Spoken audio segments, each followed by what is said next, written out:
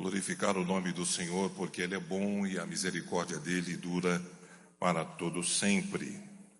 Mais uma vez, louvar a Deus também pela vida do nosso presidente, servo de Deus, Bispo Oide José do Carmo, que nos concede esta oportunidade ímpar de estarmos aqui na terça-feira, ocupando essa tribuna para meditar com vocês e estar passando um tempo meditando na palavra de Deus e falando um pouco daquilo que o Senhor tem colocado no nosso coração nesta noite. Louvar a Deus pela vida dos nossos pastores que compõem a nossa diretoria, pastor Samuel, pastor Enoque, pastor Lucas, pastor Henrique e todos os nossos irmãos e obreiros que estão aí na retaguarda. Convido a todos para que nós leiamos o Salmo 128, assentados mesmo.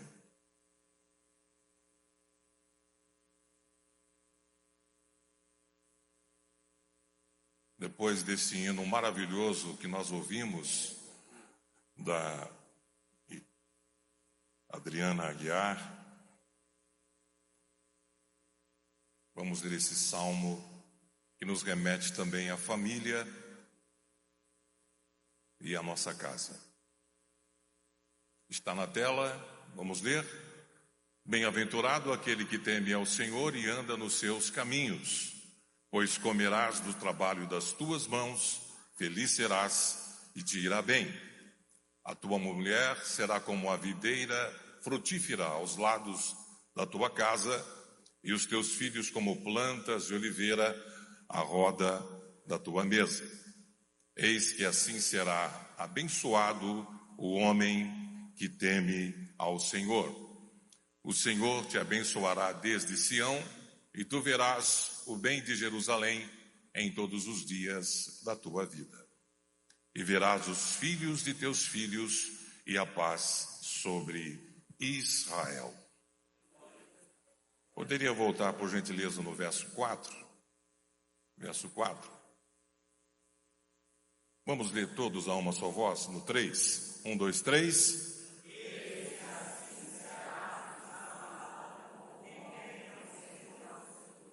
Louvado seja o nome do Senhor.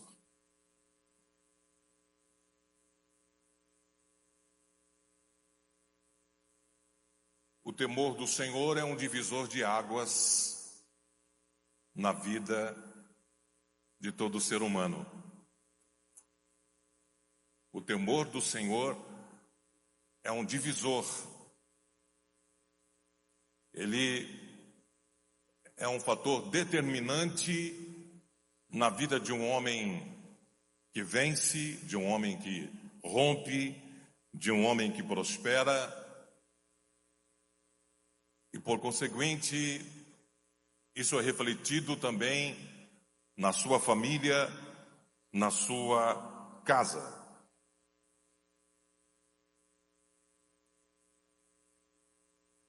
O apóstolo Paulo, ele, em Efésios capítulo 5,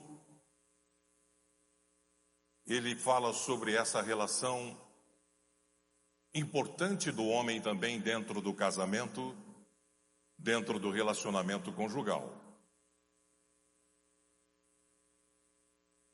E ele discorre sobre dois temas importantes. Ele fala sobre comando e sobre submissão. E ele define aí o papel do homem e da mulher dentro da família, dentro do casamento. A Bíblia é para todos nós esse manual de instrução, esse GPS que nos orienta na nossa jornada e principalmente na construção de uma família. A Bíblia é de fundamental importância.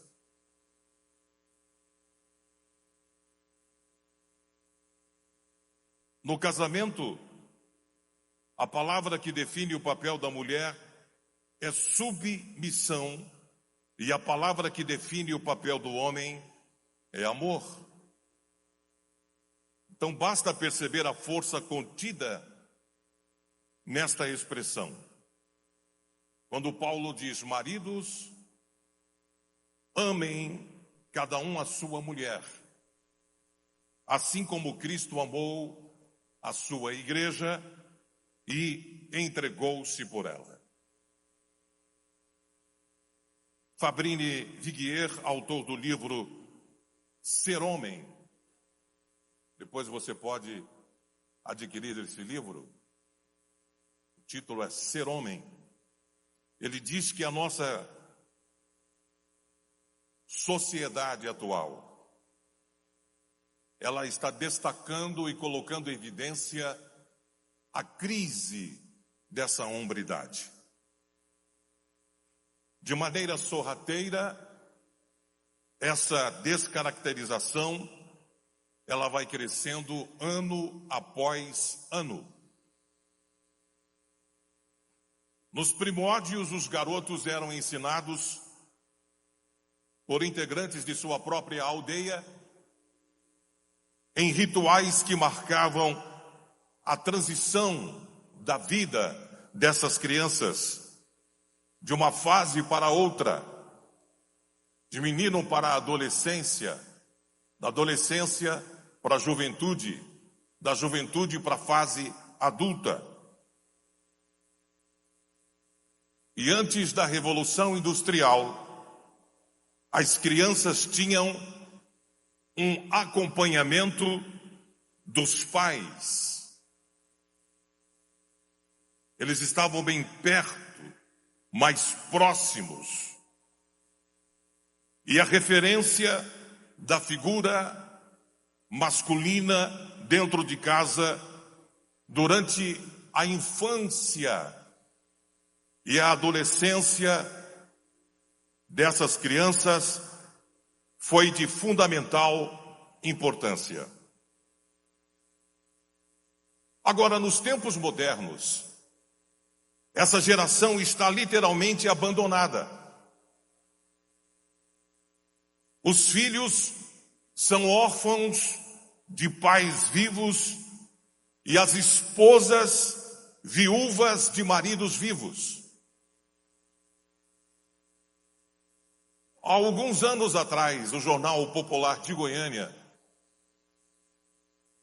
divulgou uma pesquisa em que destacava que os jovens estavam se dirigindo para o matrimônio, estavam indo para o altar, sem nenhuma referência do papel do homem, da mulher, do papel do pai e da mãe, do papel do marido e da esposa. Foi uma grande matéria.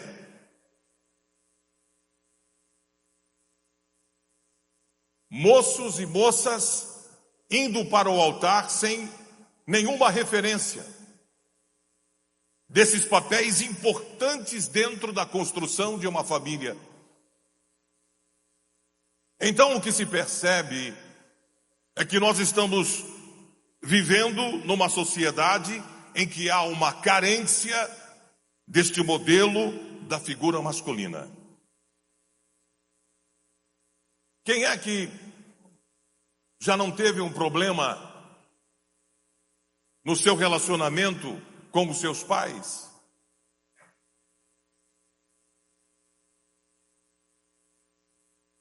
Eu já enfrentei problemas de relacionamento com o meu pai. Isso não é fácil. Mas existem situações que demandam uma atenção, um olhar mais profundo sobre esta situação. Existem alguns homens que nos inspiram.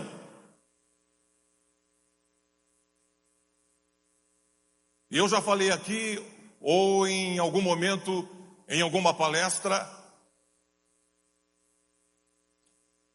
que enfrentei problemas com o meu pai, mas a minha mãe, ela preservou a figura do meu pai até que eu completasse 18 anos de idade.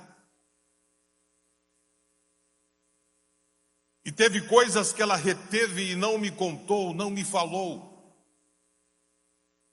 E ela só abriu o coração quando eu estava preparado para ouvir. E quando ela disse, e ela abriu o coração, ela não o desconstruiu. O que ela disse para mim foi: meu filho, o seu pai, ele não teve forças, ele não teve condições de prosseguir, mas o seu pai é um homem bom. O seu pai tem as suas qualidades. E ela foi pontuando as qualidades do meu pai para mim. Apesar de naquele momento ela estar falando algumas coisas, revelando algumas situações, ela não desconstruiu a figura masculina do meu pai. Para que fosse tatuado no meu coração o respeito e a honra ao meu pai. Existem homens inspiradores na Bíblia, que fora da Bíblia, que me levam a caminhar em direção a uma versão melhor de mim mesmo.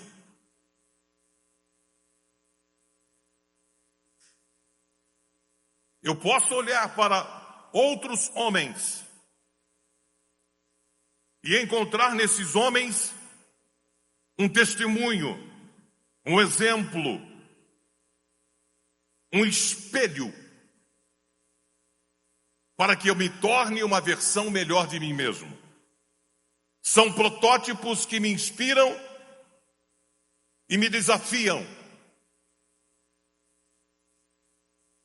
Ao longo da minha juventude, da minha infância e da minha juventude, em São Paulo, em Mato Grosso, vivenciando ali na Assembleia de Deus de Missão, Ministério Missão, depois Anápolis e agora em Goiânia,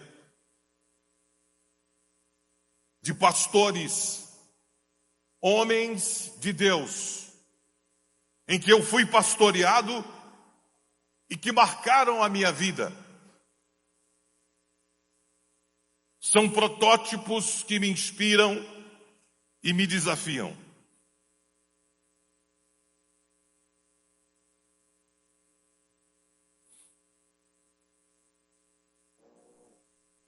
E um deles está aqui na minha retaguarda. Se chama Bispo Oide José do Carmo.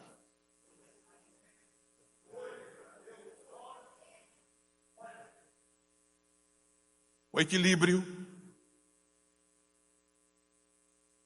a correção, a sua postura, a sua palavra. Ele é um pacificador, ele é sensato, ele é misericordioso, ele é um pastor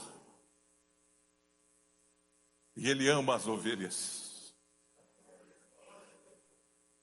Ele exala um amor especial pelas ovelhas, pelo rebanho do Senhor.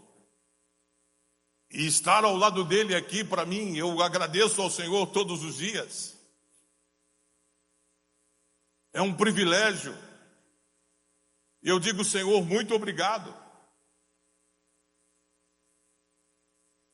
Porque quando nós olhamos, a gente percebe que a gente não merecia, mas é a graça do Senhor e o favor de Deus que nos concede um privilégio tamanho desse. E nós somos marcados por exemplos de homens dentro da Bíblia e fora da Bíblia. Veja que a postura de um homem de valor é a postura de um homem que teme a Deus. que agrada a Deus. Um homem de valor sempre será alvo da gratidão, sempre será alvo do reconhecimento da família, dos amigos, da sociedade, das instituições. Um homem de valor sempre será reconhecido. E nós estamos nos aproximando de mais uma eleição. E o Brasil é um país gigante com um enorme potencial para se tornar um país de primeiro mundo. E o que nós precisamos nesta nação é de homens de valor. O que nós carecemos na nossa nação. E aí eu posso começar por Goiânia, pela nossa cidade. Em nossa cidade, em nosso estado de Goiás. E em nossa nação, o que nós carecemos e precisamos é de homens de valor. A gente tem dinheiro para bancar esse país. Esse país é muito rico, muito próspero. Mas o que nós precisamos é de homens de valor. Homens temente a Deus. E eu acredito piamente que como igreja nós temos condições de fornecer para a nossa sociedade gente de caráter, gente de postura, homens de valor que irão ajudar a cuidar bem da nossa sociedade, do nosso estado, do nosso país, em todas as áreas. Quantos creem nisso? Estão aqui na igreja. Um homem de valor tem como referência de vida o nosso Senhor e Salvador Jesus Cristo.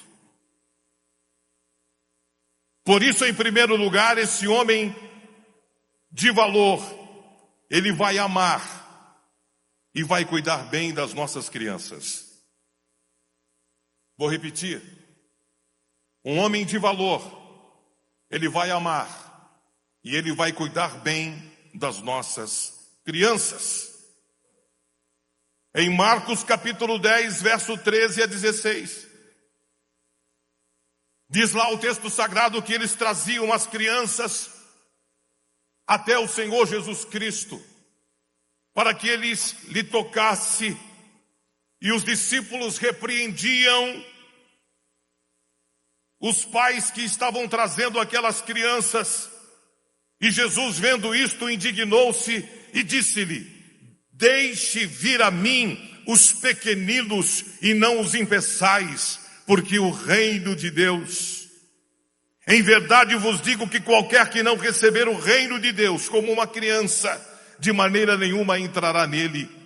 E Jesus tomava nos braços essas crianças e colocava sobre elas mãos sobre elas e os abençoava. Jesus estava no segundo ano do seu ministério. O primeiro ano quase ninguém o conhecia. Se via apenas os seus discípulos e amigos. O segundo ano foi de muita popularidade. O terceiro ano, as pessoas começaram a rejeitá-lo. E veja que no segundo ano, os pais levavam as suas crianças para ver Jesus, porque eles acreditavam que se Jesus colocasse as mãos sobre as crianças, elas seriam abençoadas. Jesus era muito popular entre as crianças. Você já viu que na maioria das igrejas as crianças são apaixonadas pelo pastor? Termina o culto, vem cumprimentar o pastor, vem abraçar o pastor, quer tirar foto com o pastor. Não é? É uma referência. Isso acontece porque as crianças, elas não usam filtros. Uma criança não esconde o tédio, uma criança não esconde a raiva, uma criança não esconde o ciúme, uma criança não esconde a admiração. Quando ela gosta, ela demonstra. E as crianças gostavam de Jesus porque ele transmitia amor nos gestos e nas palavras. Provocava nessas crianças uma atenção especial. Mesmo o texto não se referindo a uma relação de pai e filho aqui, a gente faz uma conexão desse texto com a nossa relação com os nossos filhos. Independente de seus filhos serem mais velhos, se for o caso, essas crianças queriam estar bem perto de Jesus, porque sentiam o amor dele. E nós também, como pais, precisamos lutar para que os nossos filhos queiram ficar perto de nós. Vou repetir, como pais, a gente precisa lutar para que os nossos filhos tenham alegria e prazer de estar perto de nós. Os nossos filhos são o nosso maior legado. É uma relação que por um lado é fácil, mas por outro lado é difícil. É fácil porque o filho está em casa, está perto e não precisa de muita cerimônia, não é verdade? Para lidar com o filho quando ele está ali. É difícil porque somos o responsável direto pelo bem-estar desta criança.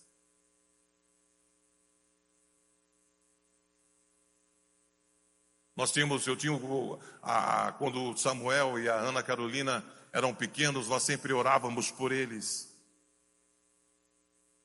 Íamos no quarto deles e orávamos.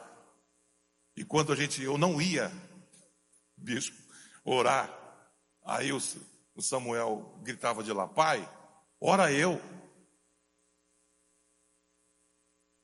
Ora eu, pai. Quer dizer, ora para mim.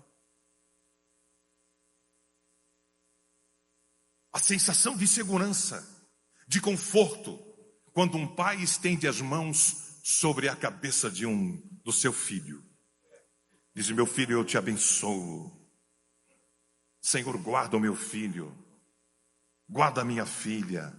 E ele vai ouvindo, os olhos fechados ou abertos, mas ele está atento à declaração daquilo que você está declarando, daquilo que você está profetizando sobre a sua vida. Por isso, eu sempre digo na rádio e repito aqui nesta noite: você que tem criança, tem adolescentes, até tem filhos adultos, não tem importância, vai lá no quarto, ore por ele, estenda as mãos, abençoe, profetize o futuro desta criança, o casamento deste rapaz, o casamento desta moça. Diga: Senhor, prepare para o meu filho uma esposa que teme ao Senhor, que o ajude a te servir. Prepare para minha filha um marido, um homem que a ame, que a considere, que a respeite, que tema ao Senhor e possa formar uma família abençoada. Profetize, determine, abençoe.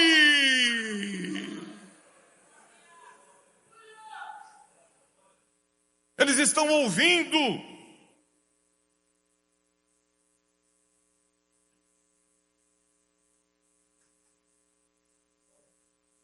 Os nossos filhos, eles precisam disso. Ao abrir os braços e acolher as crianças, Jesus estava dizendo que ali era um lugar seguro. Eles estavam seguros ali. E nos nossos dias que nós estamos vivendo,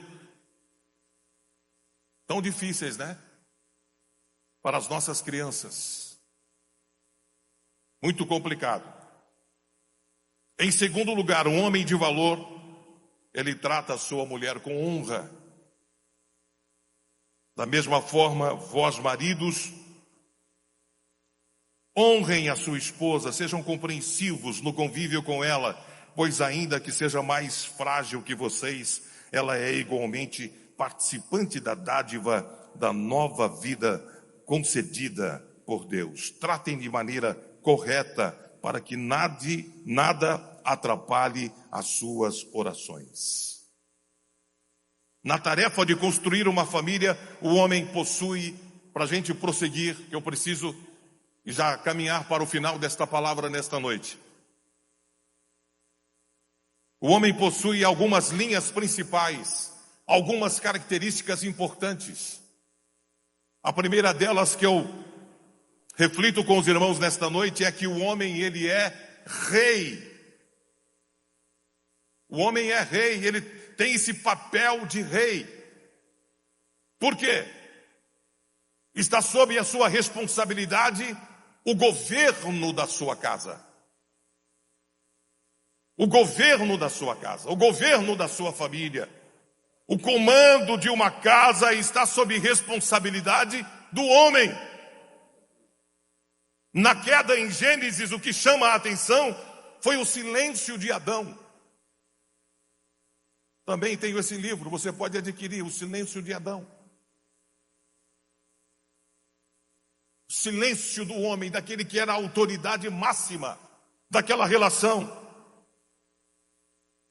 Faltou ali o que? O comando. E a Bíblia diz de maneira direta que o homem é o cabeça. E essa ausência, esse silêncio foi negativo e nocivo.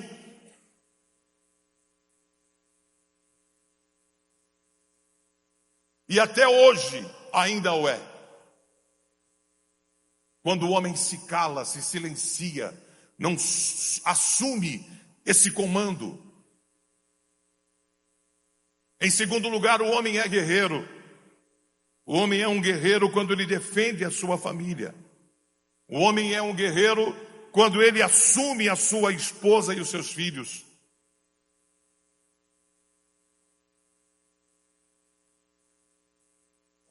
Ele não fica na periferia. Ele não batalha, ele não luta contra a família. Ele defende a família. Ele fica no meio. E a posição dele é de defesa. Ele tem que defender o bem mais precioso que ele tem, que é a sua casa, que é a sua família. Por isso ele é guerreiro. Uma mulher foi se divorciar. E quando chegou diante do juiz, o juiz perguntou para ela: a senhora está se divorciando por quê? Incompatibilidade de gênios? E ela respondeu: não, senhor meritíssimo. Por incompatibilidade de valores. Não é de gênios. Se é de gênio a gente até dá um jeito. Mas é de valores. Há uma diferença gritante entre nós. É por isso que o homem guerreiro, ele tem um alto padrão moral. Ele não tira a vida. Ele não derrama sangue. Ele não parte para a violência. Ele protege a sua família. Ele é equilibrado, ele é moderado para defender a sua família. A sua luta diária não é conseguir a qualquer custo conquistar território. Sua luta diária é conseguir o bem-estar de todos que estão ali debaixo do mesmo teto. A sua luta diária não é alcançar, conquistar. Toda a sua conquista, todo o seu sucesso está relacionado diretamente à sua família. Quando ele alcançar uma vitória, quando ele alcançar um sucesso, quando ele conquistar alguma coisa, na foto vai sair a sua família. Você pode levantar a sua mão e glorificar o nome do Senhor Jesus? Porque tem gente, muita gente conquistando muita coisa, mas na hora da foto, da selfie, sai só ele. Cadê a esposa? Cadê os filhos?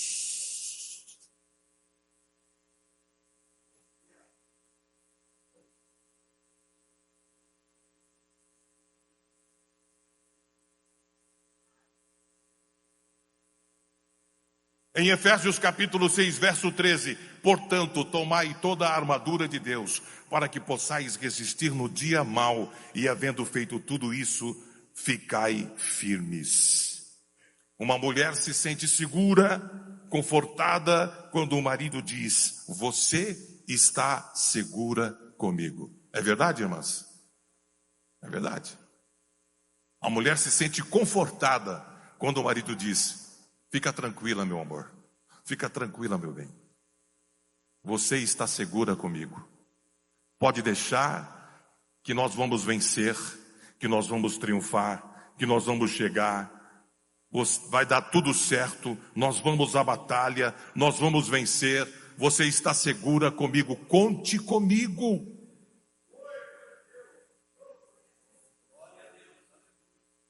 E o homem é um orientador da sua casa. Ele é um provedor da sua casa. Ele é um pacificador da sua casa. E por último, ele é sacerdote. Ele é aquele que ministra sobre a sua família as bênçãos de Deus. Ele é aquele que ministra sobre a sua casa as bênçãos dos céus.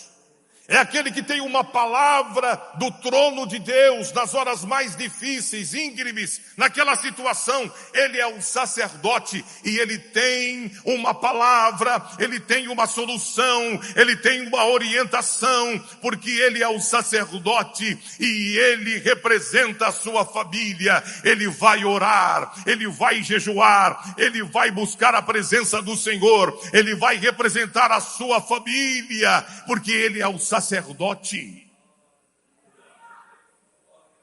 Nessa crise de hombridade está a crise do sacerdócio.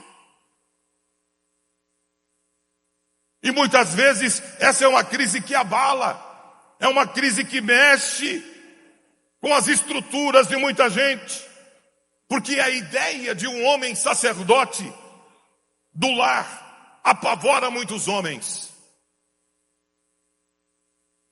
Essa missão, ela nos confronta com uma das responsabilidades mais difíceis que enfrentamos.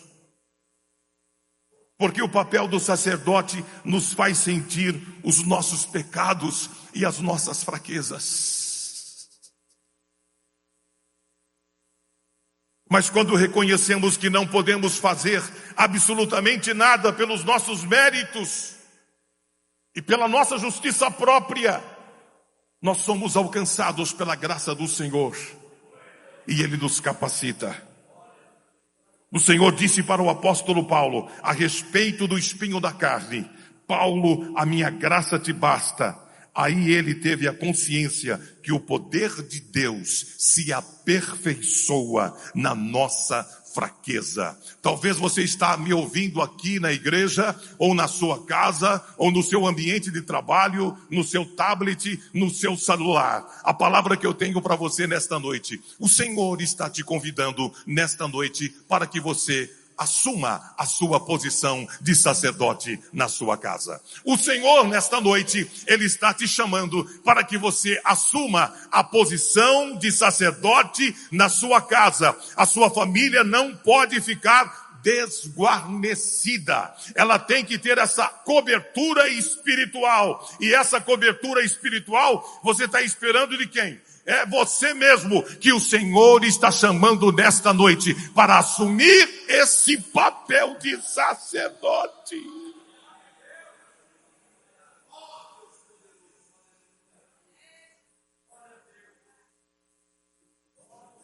E aí, eu fico pensando, estava lendo essa semana sobre Josué, preguei aqui esses dias, um domingo, sobre Josué, a vitória de Jericó, mas depois da vitória de Jericó, a derrota de Ai. Por que a derrota de Ai? Por causa de um homem, por causa de um pai de família, chamado Acã. Deus falou que não era para pegar os despojos da guerra, não era para lançar mão do anátema, daquilo que era maldição. Mas aí ele lança a mão de uma capa de prata, de ouro e leva para casa. Veja que, no final de tudo, a família toda é destruída. A família toda sofre as consequências. Mas eu fiquei pensando comigo, qual era a relação de Acã com a sua família? Quais eram os exemplos dele? Gente, aquele homem tinha acabado de sair do deserto, estava entrando em Canaã, ele ia ter tudo o que ele desejasse, porque o Senhor Deus estava presente ali, e se não faltou no deserto, ia faltar em Canaã. Mas diz que ele olhou e viu, ele fala, eu vi, testemunho dele, eu vi a capa, eu vi a prata, eu vi o ouro e cobicei.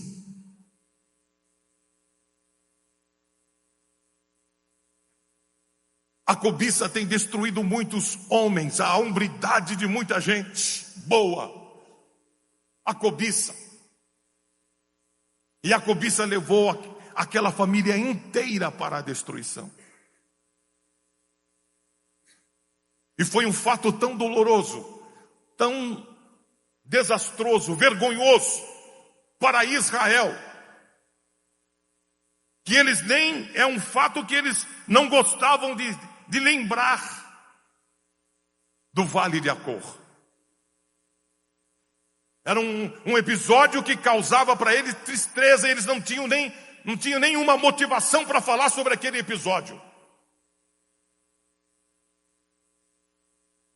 Mas o nosso Deus é o Deus de esperança. E lá em Oséias, Deus se reporta a esse episódio e ele disse, no Vale de Acor, no Vale da desgraça, no Vale da vergonha, no Vale onde que os sonhos são destruídos, eu abrirei uma porta de esperança. E talvez você esteja me ouvindo nesta noite dizendo, pastor Eliseu, a minha família está a um passo de ser destruída, e não vejo solução para minha família, para minha casa, para o meu casamento. Há um terreno, há um espectro de vergonha, de humilhação, de derrotas consecutivas. Mas nesta noite, nesse culto de terça-feira, nesse seminário de crescimento espiritual, você está ouvindo esta palavra e o Senhor está dizendo, há esperança para você no vale da vergonha. Não importa quantas derrotas você teve, quantas humilhações você passou, quanta vergonha, ou destruídos e só estão em cacos a sua família, mas haverá um escape, porque no Vale de Acor, Deus abrirá uma porta de esperança, e o nome dele vai ser glorificado na sua vida, e aquilo que foi perdido, aquilo que foi destruído, o Senhor vai trazer de volta, em nome do Senhor Jesus. Receba esta palavra profética para a sua vida. Fique de pé comigo em nome do Senhor Jesus.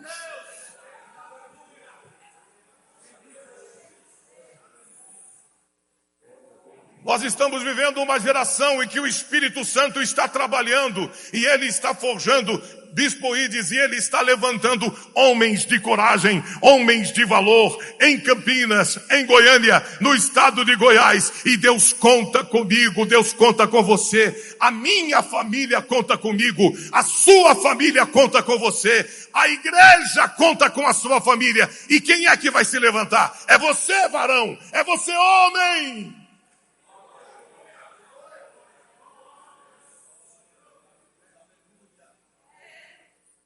Aleluia.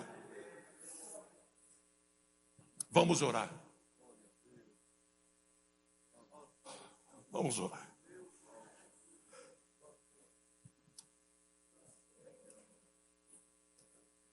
Hoje à tarde eu fiquei pensando, falo ou não falo, falo ou não falo, falo ou não falo, falo ou não falo. E o Espírito Santo disse em meu coração, fale a minha palavra, fale aquilo que eu tenho colocado no seu coração.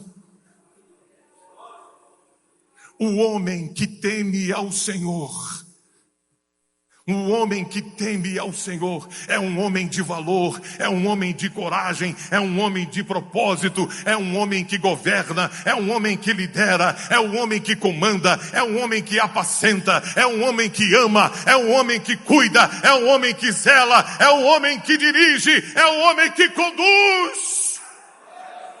O homem que teme ao Senhor. Aleluia. Você que está ao lado do seu cônjuge, coloque a mão no ombro do seu cônjuge. E você que está sozinho, coloque a mão no seu coração. Curve a sua cabeça. Pai querido, nós te louvamos. Nós te agradecemos nesta hora.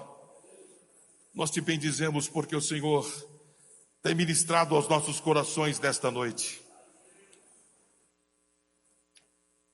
Transforma, Senhor, e muda o nosso coração. Mude, Senhor, a nossa vida. Mude o nosso cenário. Mude a nossa história. Pai querido, que nós possamos, Senhor, descer à casa do oleiro. E que nós possamos permitir que o Senhor trabalhe em nós. Que o Senhor mova em nós e nos modele segundo o teu caráter.